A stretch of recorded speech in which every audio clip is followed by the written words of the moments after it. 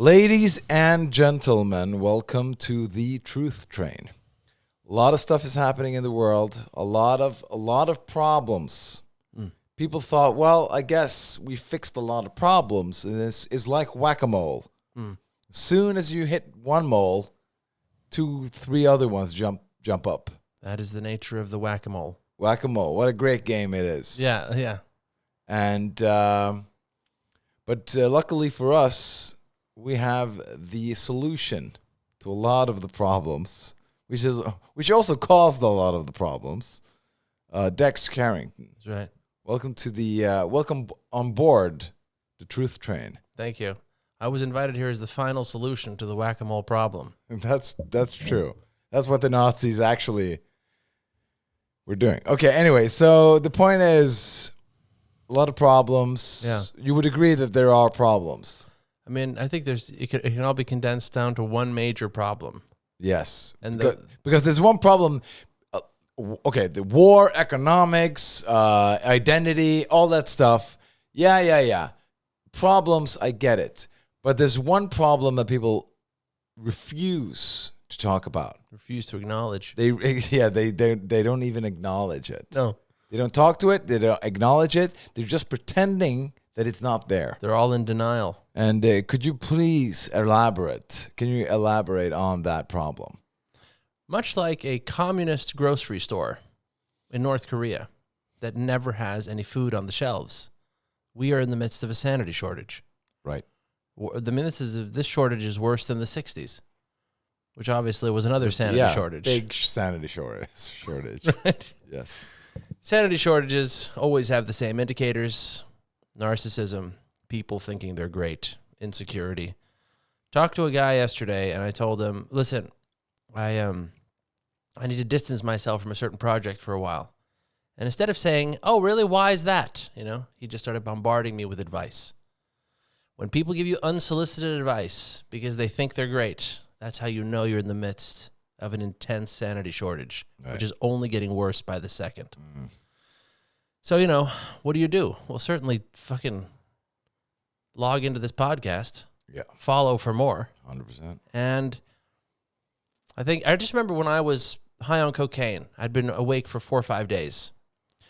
I was painting with my fingers in my apartment. And I heard all these voices, right? Sounded like there were 20, 25 people in the room. And in a weird way, it was comforting because it felt like I was with a bunch of friends, And I turned around all the time and they weren't there because it was fictional. Now, that moment of borderline psychosis is very reminiscent of the average person's life. Right. You are also hearing voices. You just don't know it. True. So that's why you need to subscribe to this podcast to figure out which ones are real and which ones aren't. Right? Yep. That's it. I think a lot of the listeners would agree with you about that analogy. It's impossible not to. I mean, everyone can relate. how many people who are listening to this podcast right now haven't been awake for a couple of days, painting with their fingers in the midst of a hazy, drugged up, drug-fueled hellhole. Yeah. And having 25 people around them who are not there. That's right.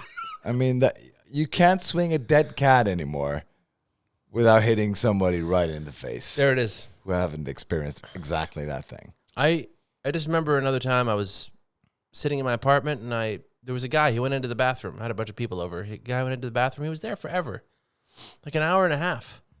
I turned to my friend and I said, what the hell is that guy doing in the bathroom? He's been there forever. My friend looked at me very concerned and he said, it's just you and me here. What guy?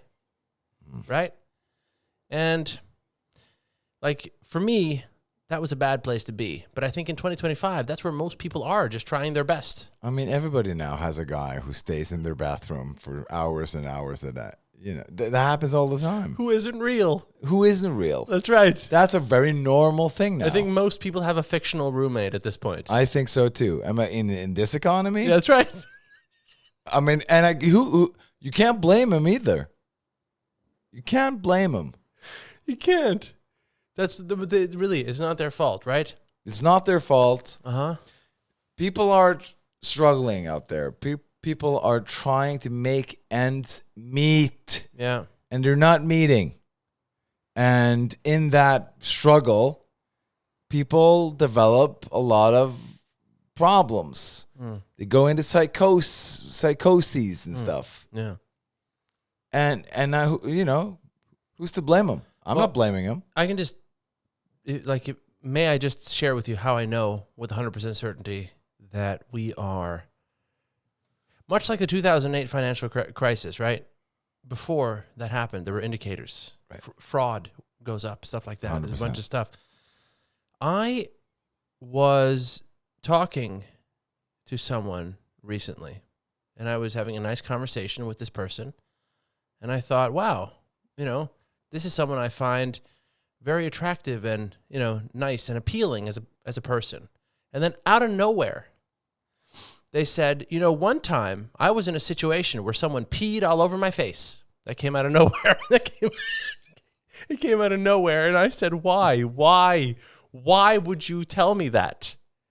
Why would I need to know that? And they looked at me and said, I'm just being honest. Yeah. I'm just great. I'm just being honest. Yeah. Now, there's a big difference between, because here's the thing, I could walk around on the street all day long, call people fat, call them ugly, call them obese, you know what I mean? Yeah. Go into my place of business and, say that you're pathetic, everyone hates you. Sure, I'm just being honest. I'm so great. So there's just something about when you're not even able to understand why you're saying the things you're saying. That means people are now in a dystopian hellscape with their fictional friends telling things to other people they don't want to know. Because here's what bothers me about it. She got peed on in the face a long time ago. Yeah. She has had time to recover from that trauma. Yeah. That is a terrible thing that happened to her, but she's had time to work through it. Now she's just dumping it in my face. So I would argue that I'm even more traumatized by it than her because it's fresh for me. It's fresh for you. It's old pee for her. That's exactly what I said. And because if you're on a date with a woman, and because it's not exactly what happened, she didn't get peed on, but we're just changing the story a little bit, not to make this person, sue us, right? Well, no, it's not that. It's just to make the whole thing more palatable. Palatable Yes. For an audience which is already struggling. I mean, they can't hear bad words. They would unalive themselves. They're having a hard enough time already. Yeah, it's hard out there. Okay, so the point is, you're in a kind of a dating situation. She says, I've been peed on for a week on a boat in the face. In the face. Right? That's not what happened, but that we're just changing it a little bit. That's the essence of it. That's the essence of it. And and she said that wasn't great. She said it wasn't great. No. But now you're traumatized from hearing that exact information. Yes. Because now you can't really continue the relationship with this woman because you know this? Or is it the fact that she said it and that's kind of the lack of emotional, is some kind of a social intelligence that is lacking of saying that? Am I understanding you correctly here? Am I reading you? Yeah, but it's just there's an inability to gauge a situation. Why would anyone need or want to hear that? Yeah, exactly. How is this helping anything? Because you've experienced some stuff. Oh yeah. But you don't talk about all the stuff. Never. No, never. No, but why? Why would anyone need to hear the stuff? Terrible, disturbing things that makes them afraid and have just a terrible emotional response. Because saying that you had an imaginary friend in the bathroom for 2 hours, that's good. That's softcore compared to the other stuff. That's softcore compared to peeing. That's relatable. That's relatable. The peeing is not that relatable. Everyone has had a friend go into the bathroom, 2 hours later, open the door and found out the friend was never there and They have no friends. And it never was a friend. No, they're just alone in an apartment in Yeah. a psychosis. That's relatable. Everyone can relate to that. That's just a. It's just People, yeah, that's another Tuesday. That's what I was going to say. It's just another Tuesday. Yeah. You know? And then she comes along and says, hey, by the way, something horrible happened. Now you have to carry that too, in a way, like that information. And the problem with that is not the information itself. It's the fact that they told you the information and it lacks social intelligence. Well, here's the thing. If I told people that, hey, I had criminals after me, right, obsessed with killing me, and I had to live at a secret address for 3 years. Yeah. That's unnecessary. That scares people. It scares people. People don't need to hear that. They were having a nice Sunday. Nice cake, nice day. Hey, Napoleon cake and coffee. Everything was looking up. Yeah. And they were enjoying themselves. The cortisol levels were low. Yeah. And then I go, I'm going to be honest. Yeah. People were trying to kill me. Yeah. In the midst of the cake eating. Yeah, but basically like I'm a magnet to murder and you're with me now, you know? So yeah, it raises concern. It's the lack of social intelligence. That's what really bothers me. Yeah. And why do you think people are so encouraged to be honest now? Because that obviously I'm just being honest. Yeah. So what do you think is going on there? I just think there isn't enough. Like, here's the thing: like, economies can grow, right? If everybody works hard and there's symbiosis and the money supply can actually expand. There can be an infinite amount of money under the right conditions, but there can never be an infinite amount of sanity. There can be a lot of sanity or very little sanity, or there can be what we're in now, a sanity shortage. Right. Which is where people go on Instagram and post on their story, ask me anything. Yeah. That's how you know people have lost their minds. But this whole honesty thing is kind of like, I mean, if I were to dump everything that's going on in my head at any given time on the people around me, that's a very cruel thing to do. Like, oh yeah, guess what? I had this thought about cheating on you, recently, and I was almost about to do it, but then I didn't do it. You know what I mean? And then I had this other thought about murdering our children, but I didn't do it. But then I had, and people would just be like, "What the hell is this? Why are you telling me this stuff?" No, I'm just being honest. I'm being super honest. I'm just giving you access to my awesome mind. So like, the human mind is a terrible place to be. You can't just dump that stuff on people, and when you don't understand what to dump and what not to dump, then you are officially insane. So, you know. Yeah, it's about the dumping. It's about knowing when to dump and when not to dump. To dump. And to dump. Yeah, but to dump or not to dump. That is. But at any given time, you never dump. Just stop talking all the time. Just never talk. That is the solution. Never talk. Don't open your face. Never. People shouldn't talk. They shouldn't express themselves. No. Because at the end of the day, if you take that peeing story, yeah, who's the real victim of that story now? The ocean?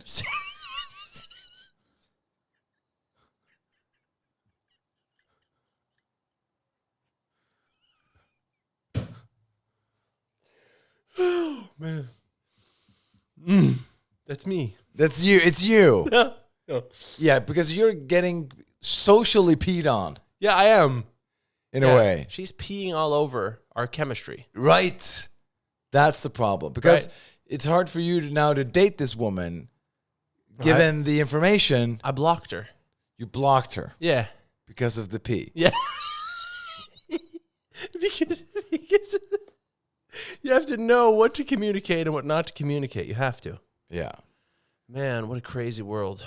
But how okay, so let's say this woman is listening right now. Right. What could she say to then win you back? Like, is there a magic? Is there some is there any way she can vindicate herself? No. Retract statements. You should apologize. You should never forgive anyone.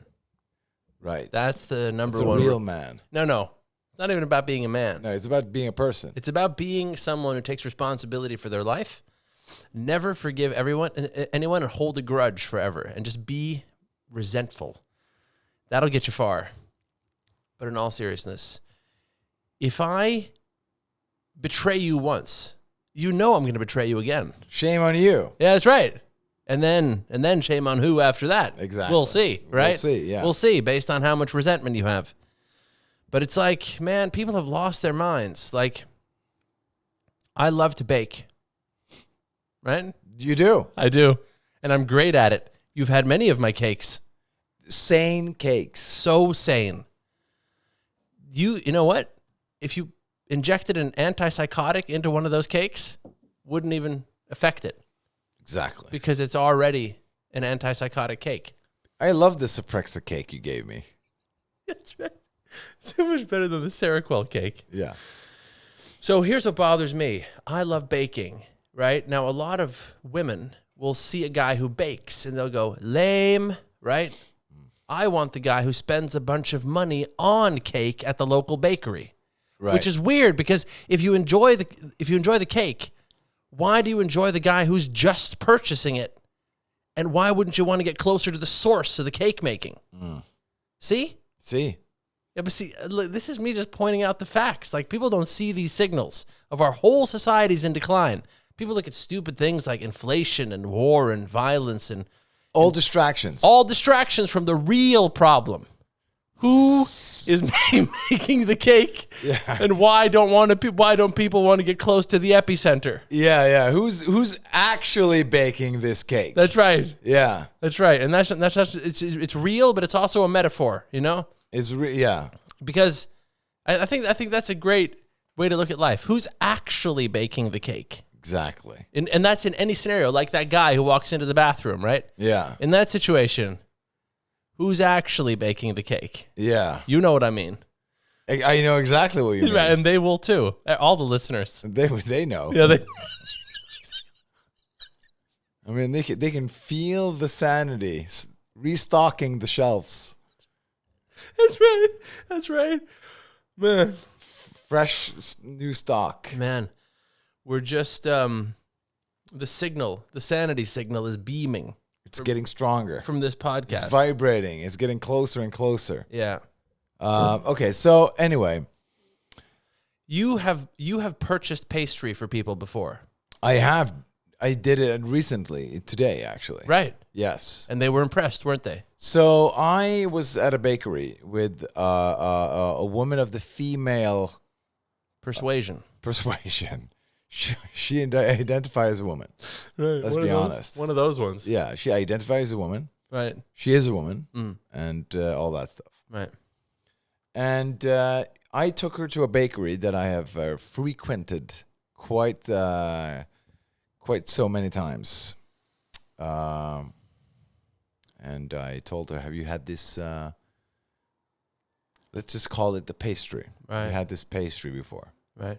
She said, "I have not tasted this pastry," which I find quite interesting, since she's from a place where there's a bunch of bakeries around. Right.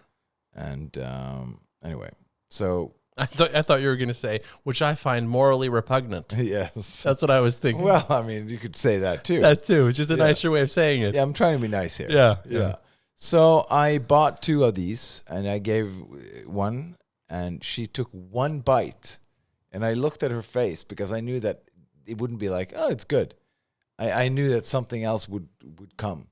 And she took one bite and she like stopped. Time stopped. She was, wow. Like she was like, "What? How? Who's behind this?" Really? Yeah. Who's actually making this pastry? Right. You know? So she was interested in the baker. Well, she was interested in the conspiracy behind the pastry. Just to interject quickly, for the record, right? That's a very sane thing to say. Who made this? Yeah. Right? Oh, yeah, that's Juan in the kitchen. Great. We should all praise Juan, right? Yeah. Now, what I'm saying is people have lost their minds because they go, "Wow, this is great. Who bought this for me?" Like, that's a skill. Yeah. You can be on welfare and buy someone a freaking pastry, but you can't be Juan. You can't be. You can't be Juan, right? Even Ice wants a piece of Juan.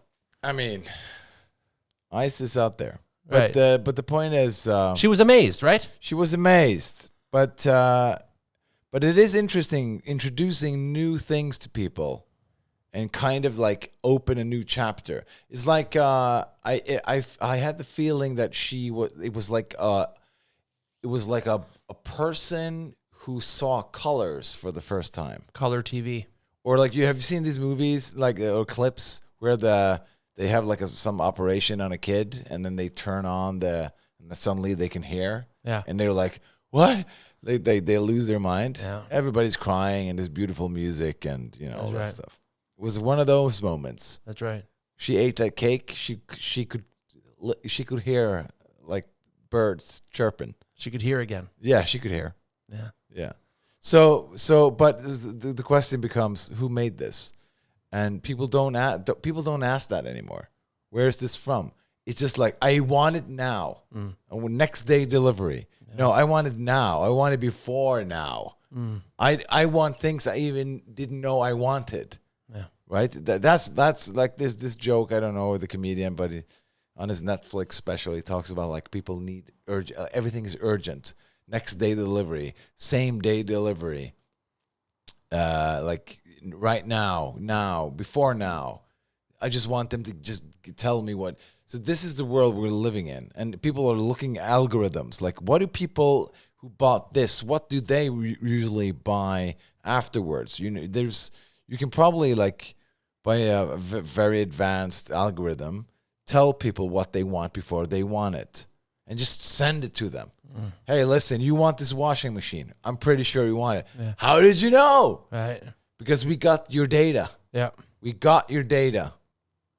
We don't need it. We got your woman's data. We got your children's data, your dog, your family, everyone's data. Yeah. And everybody with this search history and all the porn you're watching, this is the washing machine you need. And you want it right now.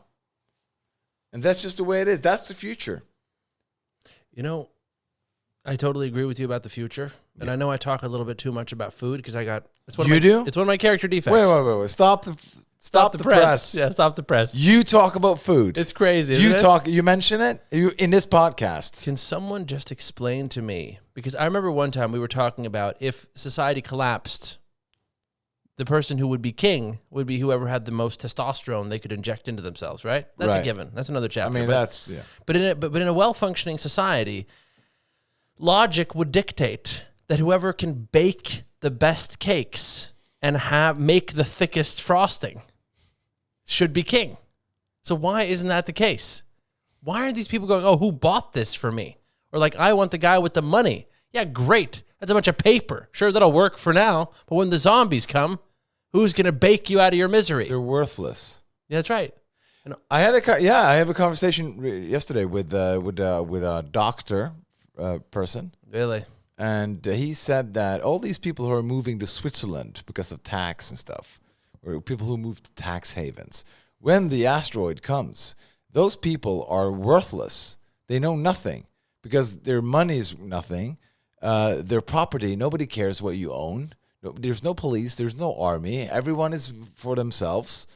You have to forage for food and all that stuff, right? And they know nothing. They don't know how to make a fire. They don't know how to filter the water, make food, hunt, kill, eat. They don't know anything. So basically, the world we've set up right now, the rich people, like the richest people in the world right now, with very few exceptions, are the first ones who's going to die when the apocalypse happens.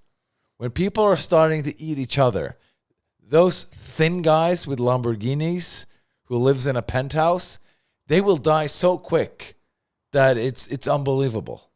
It's unbelievable. I agree, but like until that happens right now, why would any woman want a rich man over a man who can bake? Because he can provide big tables in big apartments where they can show their friends how good they're doing. I think we should judge people's value based on their tiramisu.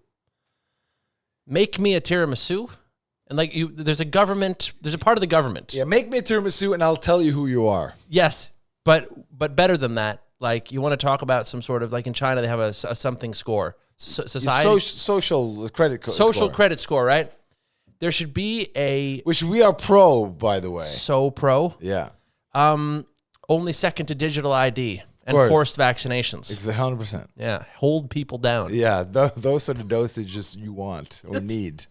Once you don't want, it's what you need. It's exactly what you need. But listen, if we had a portion of the government which was every single like Michelin chef in the world, right. They get taken into a government bureaucracy, and then everyone has to present their tiramisu, and then a panel of chefs tastes your tiramisu, and then you get a score. And based on that score, you either move into a mansion or you move into a slum. Because, like in my world, that makes sense. There's no middle class. If you don't need a middle class in your society, either you're a king or you're live in a favela in Brazil. Slave or a master. Yes, nothing in between. Exactly. But why doesn't that make sense? Because look, if you've talked about this before, and I'm going to use your own statements against you here. If you try to give me pushback, please, which is something you're known for. Yeah. If I wander into someone's life and I find out that they are making cinnamon buns of a certain caliber, I will do whatever I can to stay in that person's life, regardless of how they treat me. If they're interesting, intelligent, I want to be around those pastries. So that it makes no sense that other people aren't intrinsically the same way. So why have they lost their way, I guess I would say? And why aren't we giving people value based on their baked goods? Yeah, why? Why isn't that? Well, I think it has something to do with weapons. Because I think as soon as people had weapons and how to organize armies, the kind of like the bakery goods wasn't like, I mean, he wasn't king anymore. The bakery wars. The bakery wars, which is on TV all day long. Right, now. right. Cupcake wars and, covert muffin wars or whatever it's called. Right. False flag Jello wars. So it's on TV, it's entertainment. But I think like back in the days, we're talking 10,000 years ago, there was probably a guy who made dessert. He made probably a lemon pie, put some strawberries on top and some cream and stuff, and people like praise the baker. Do you think it was common before all this Instagram bullshit that a woman was married to a man and then she tasted a pastry and she was so seduced by the pastry that she married the person who made that pastry? She divorced her husband on the spot and then married the chef who made the pastry. Do you think that was common? I think it was common. I think it happened all the time, and it was such a big problem that they had to stop with the cakes for a while, and then like, listen, in my wedding, it has to be a cake, but it has to be made by an idiot, right? Who doesn't really know. He was like, who was the worst one in that bakery class? It's too dangerous to have a good cake. Yeah, it's like that guy here. What does he make? He makes a medium pie. Yeah. Okay, medium cake. Maybe that's why the Illuminati started 2 world wars, to calm down the crazy cake exchange. It was an exchange. Yeah, because, husbands and wives were just sort of floating around. People talk about like the tulip crisis in the Netherlands. They never talk about the cake crisis in Honduras in 1500s. They never talk about that one. That's right. I just listen. Honduras was like a thriving society. Yeah. It was like they were second to none basically in achievements. Yeah. And then there was a cake inflation. There was. And people lost their money, and now they're poor. Unbelievable. Again, we don't learn from history. But I just think that it just bothers me so much. Like most of the people who are on mainstream television today are not talented. They're just sort of chosen for diversity or something, it seems like. But the people who are on TV, let's say someone's on TV. Let's say I'm wrong about everything I just said, but someone's on TV and they have no talent whatsoever. They're just on TV. That's the only thing they got going for them. Yeah. People will be more impressed by that person who's just on TV than by my tiramisu. My tiramisu, I mean, there should be an entire section at the local mental hospital for people who have tasted it and couldn't handle it. That's how good it is. So why is this person on TV who's done nothing getting more credit than me for my tiramisu? A mental patient-inducing tiramisu. Again, these are the cracks in the the foundation of society. That's exactly what these are, the cracks in the system. These are the cracks in the system. This is just one of those cracks that you're seeing like, well, this is not going to sustain. Right. This is one of those like, why? Before every crisis, you can see a trend that is not positive, right? You see that people turn on each other. You can see people selling themselves out of companies, moving out of a district, moving out of a country, moving out of an area, whatever it is. And you can see like there's something going on here, you know, because like when in the Second World War, when they started like getting people taking over businesses, they were starting to like go after people. Not only the Jews, but a lot of different people. And then we saw that, and the people saw that and they're like, you know what? I'm gonna leave before this turns any worse. And then people did. They moved to America. They moved elsewhere, England, blah blah blah.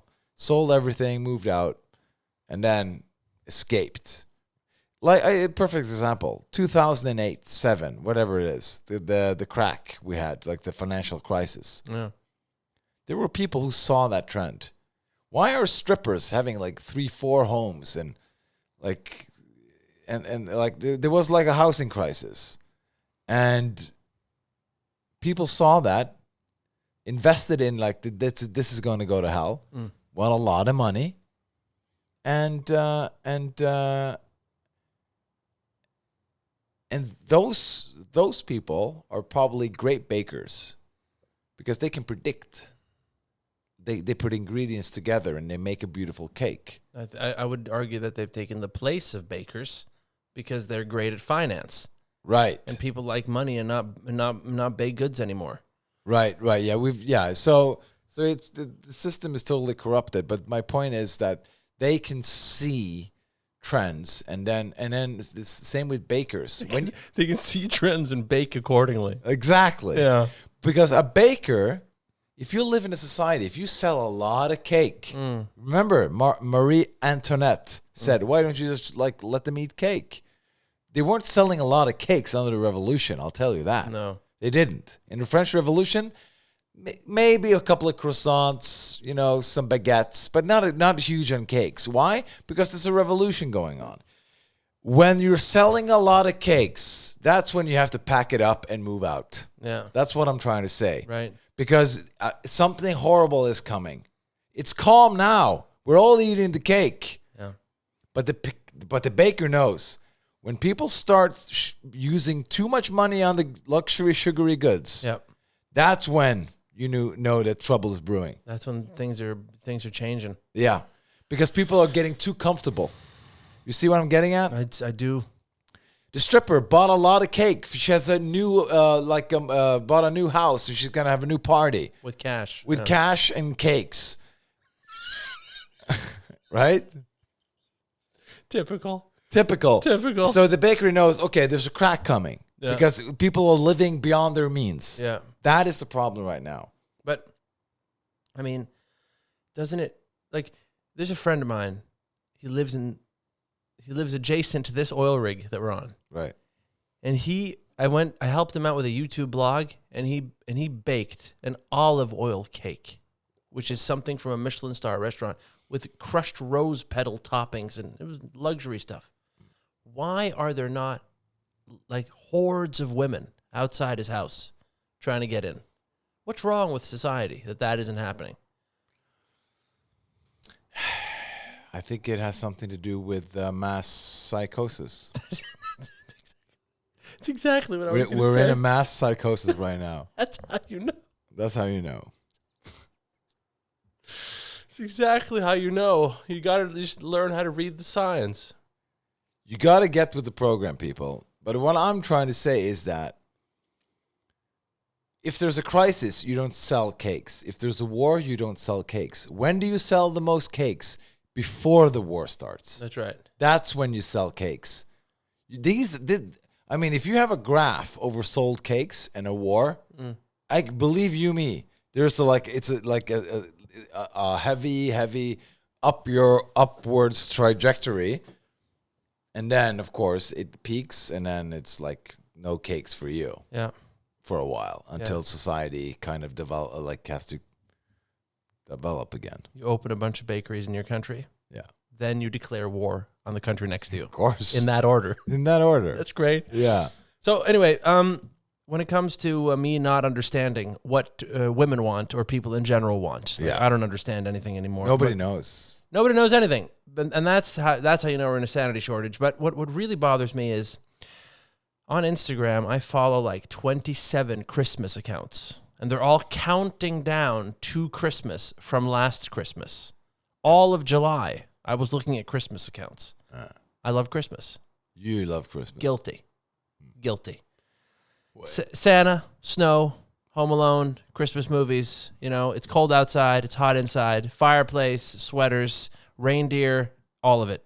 You know, bells, the whole deal. So here's my question. If the women of 2025 aren't looking for a man who can bake, how do you think they feel about Christmas enthusiasm? Well, I think at Christmas times, I think they feel alone and abandoned if they are married or joined in some kind of a relationship with a man who can't bake. Right.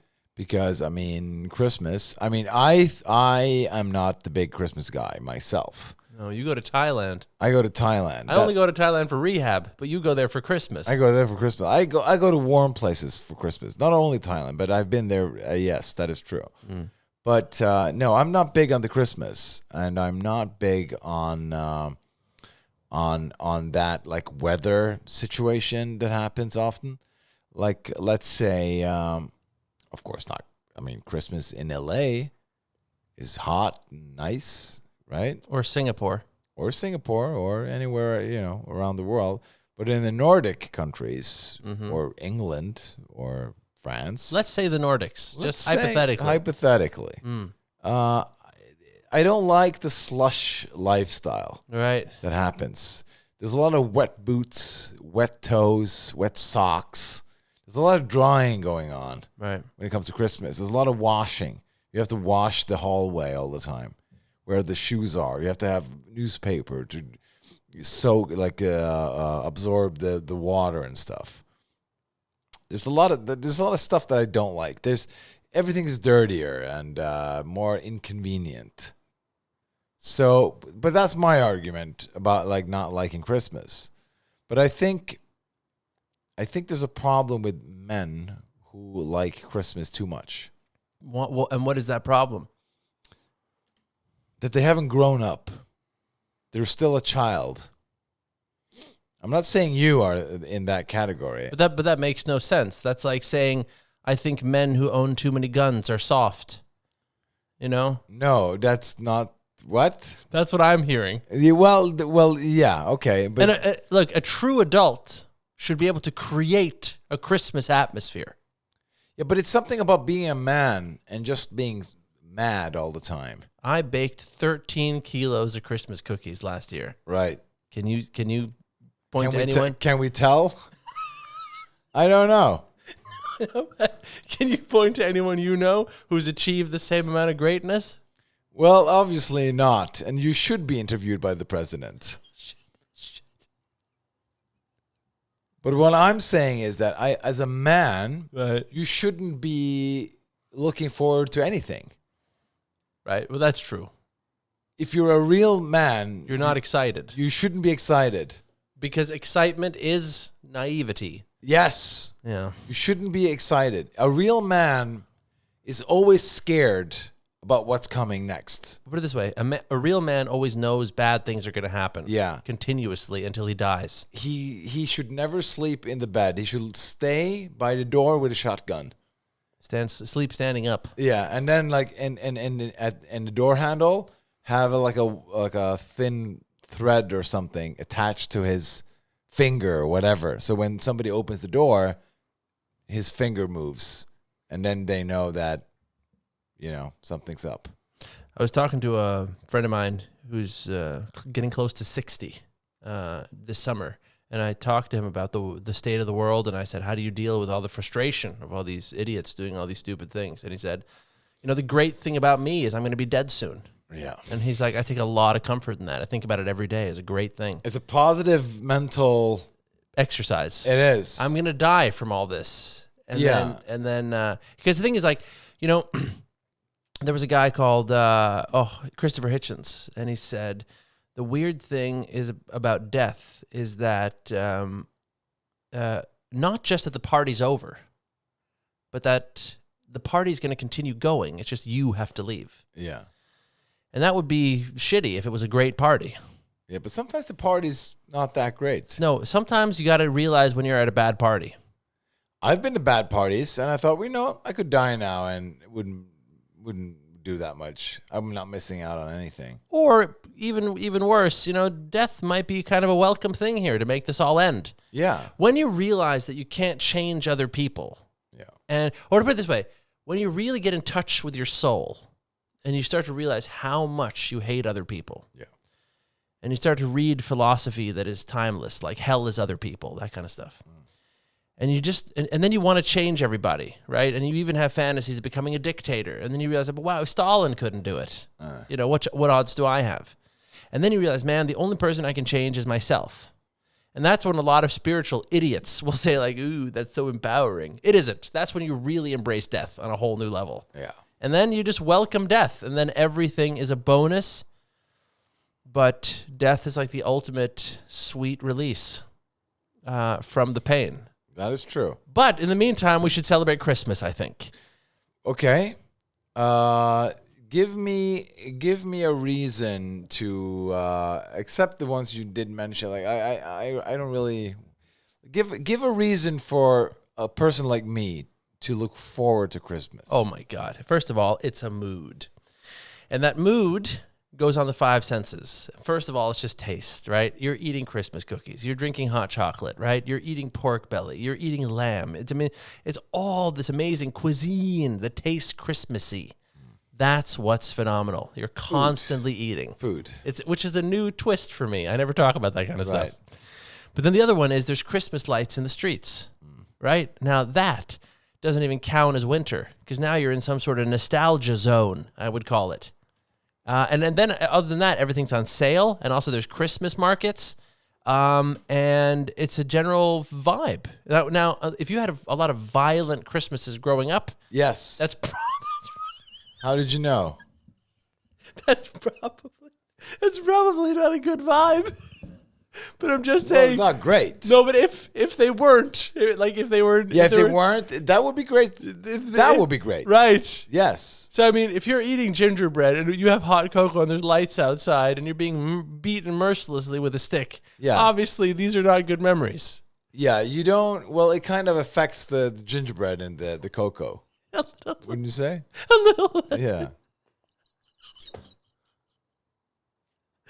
Look, at the end of the day, I feel that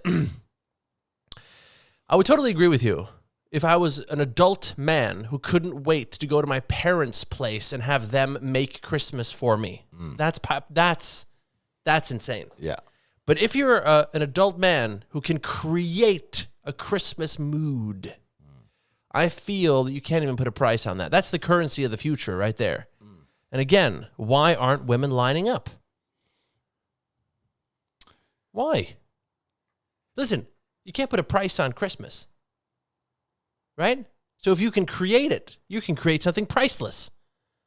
Why aren't they standing in line? Why aren't they saying, hi, can I take a ticket to get in line here? Oh, no, 57B, that's me. How many women are in front of me kind of thing? So from my upbringing, I've always felt that women were the people who were looking forward to Christmas because then it was shopping.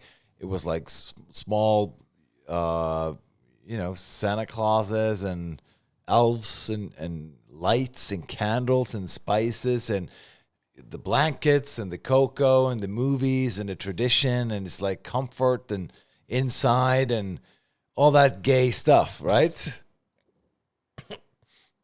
And what were the men doing? Exactly. Beating the kids, of course. Yeah.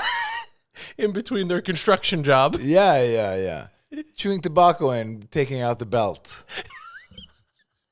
Right?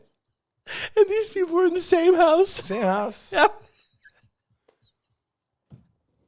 So I would say that Christmas is more, for me at least, from my upbringing. Yeah. I'm not saying this is a general rule here, but that's what I observed up throughout the years was women were the one who was most fond about the Christmas spirit. With all the more reason why they would enjoy the man who can create Christmas.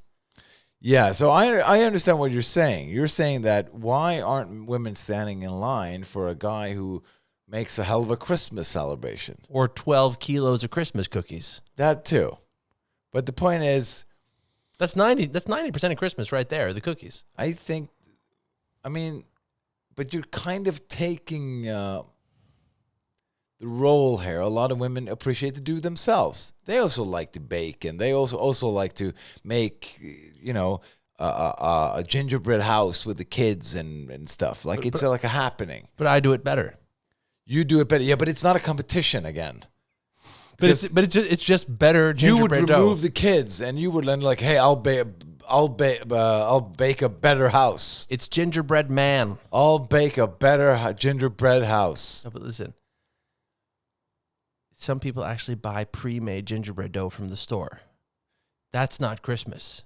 That's a capitalist corporate dystopian nightmare. Well, there's no time anymore to enjoy life because of the work and the rent and the loans and the money and the vacation and the new dress and the new shoes and the new thing and the braces and the hats and the cars and the skis and the scooters, the mopeds, the motorcycles, the carpets, the sofa, the constantly new phone, the toothbrushes, electric, manual, TV screen. It's a TV. No, I need a frame, and it needs to look like a painting. right?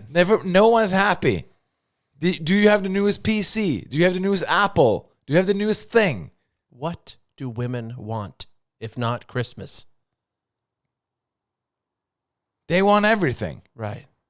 Everything they don't have. No, everything you don't have. They want everything. Right. And you're dying in the process of providing it to them. Right. Because you're killing yourself slowly. And that's what they want. With that gingerbread dough of yours. Right. Because you're thinking like, I'm going to impress the women. Right. That's what you're doing. Why aren't women standing in line here asking me to marry them because of my baked sugary goods? Right? Don't you see what they've done to you? Yeah, it's true. They've hijacked your mind. It's all mind games. Yes. Yeah. Gingerbread. So Empire. that's what they're doing now. Oh man. This is what they're doing. This is what they do, and we're falling for it.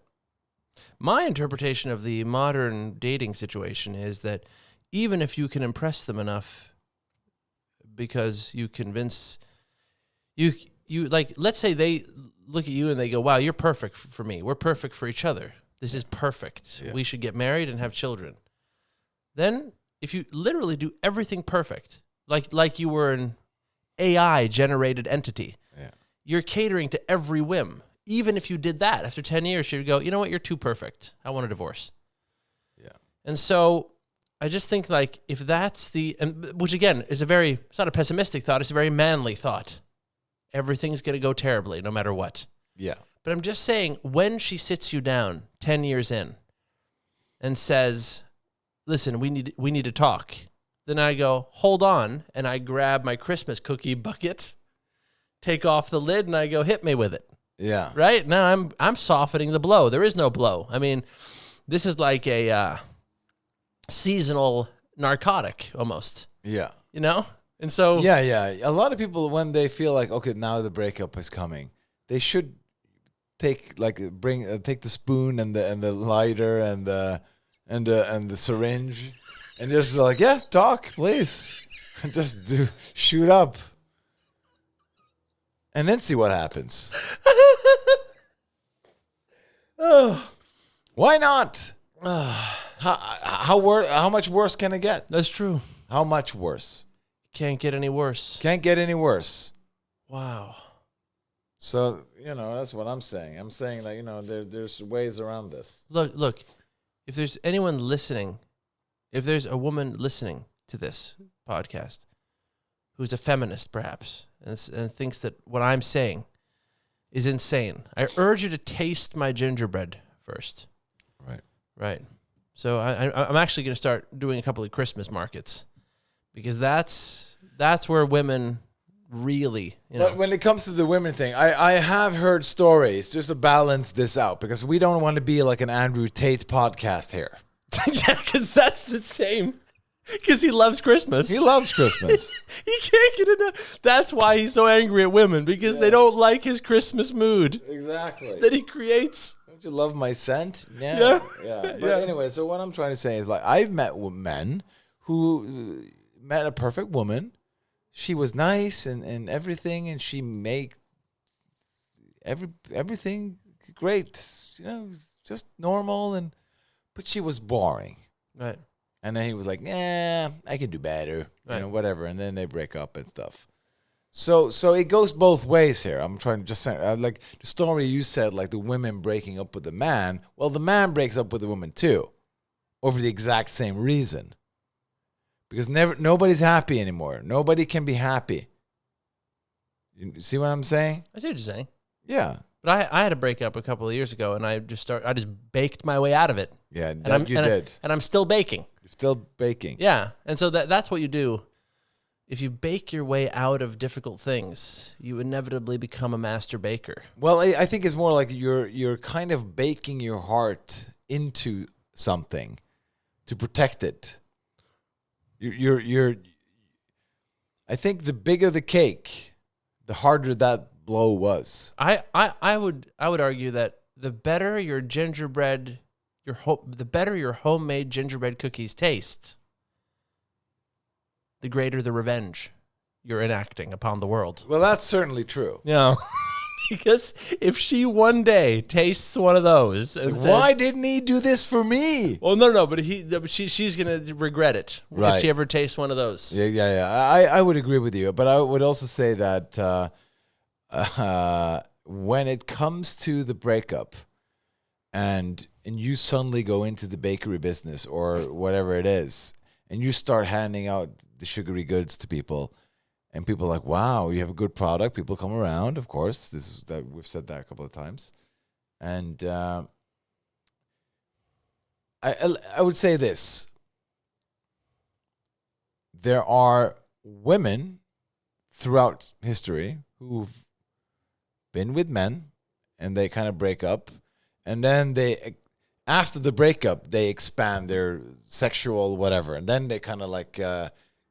become the thing that they weren't for the other person. Right. Let's say, right? Or the other way around. Like the man was lagging behind and she wanted to do stuff and he wouldn't do it and stuff like that. So like, so it's like, I never did a foot massage for anyone. After the breakup, I started massaging all the feet. Yeah.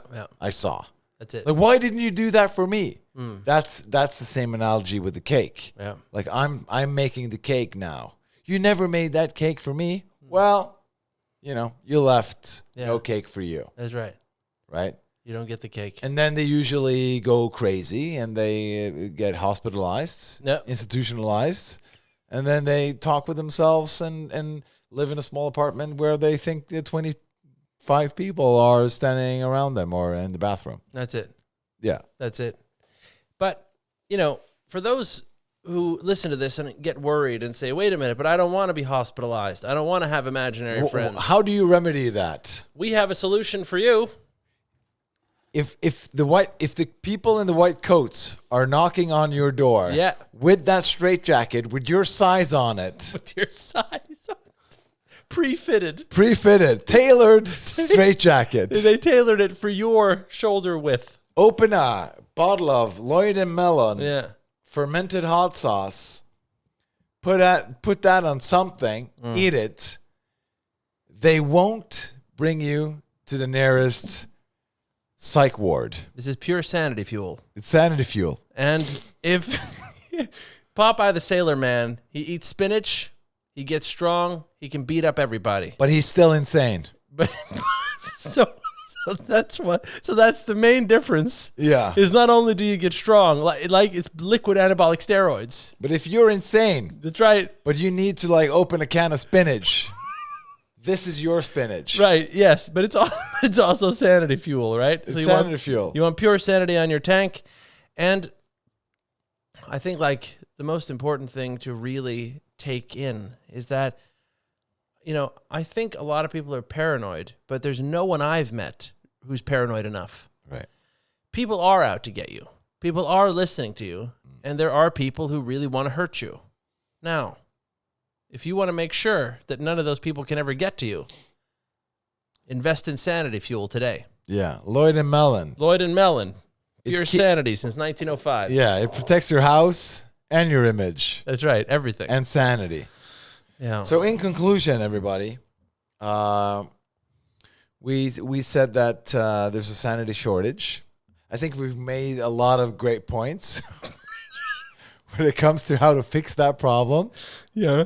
right? Yes, and how you can protect yourself. And how to protect yourself. Yeah. And if there was something in this podcast today that kind of was like confusing, I would recommend you just listen to it again. That's right. Have some Lloyd and Melon hot sauce, and then see if you became more sane. Listen as needed. Listen as needed. Take as needed, yeah. Because the straight jacket, I mean, the tailors now, I've heard, are tailoring straight jackets like there's no tomorrow. Bye, everybody.